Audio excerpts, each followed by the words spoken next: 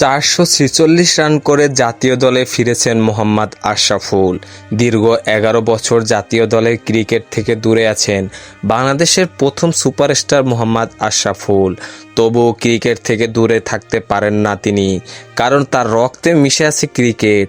তাই তো ভিনদেশি বিভিন্ন ডিভিশন খেলে বেড়াচ্ছেন তিনি। এখনও আশরাফুলকে বাংলাদেশ জাতীয় দলের জার্সি গায়ে দেখতে চান বাংলাদেশের ক্রিকেট প্রেমীরা।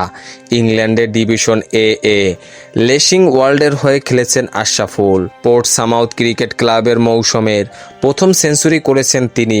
ওয়াটারলুবিলের বিপক্ষে ইংল্যান্ড সাউদার্ন লিগ ডিভিশন 1-এ 115 রান করেছেন তিনি।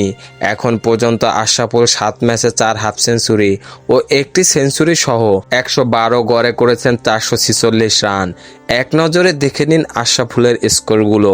প্রথম ম্যাচে 64 রান আউট হয়েছেন, দ্বিতীয় ম্যাচে 23 রান অপরাজিত ছিলেন, তৃতীয় ম্যাচে 75 রান অপরাজিত ছিলেন, চতুর্থ ম্যাচে 34 রান করে আউট হয়েছেন, পঞ্চম ম্যাচে 69 রান করে আউট হয়েছেন, ষষ্ঠ ম্যাচে 66 রান করে অপরাজিত ছিলেন, সপ্তম ম্যাচে 115 রান করে আউট হয়েছেন।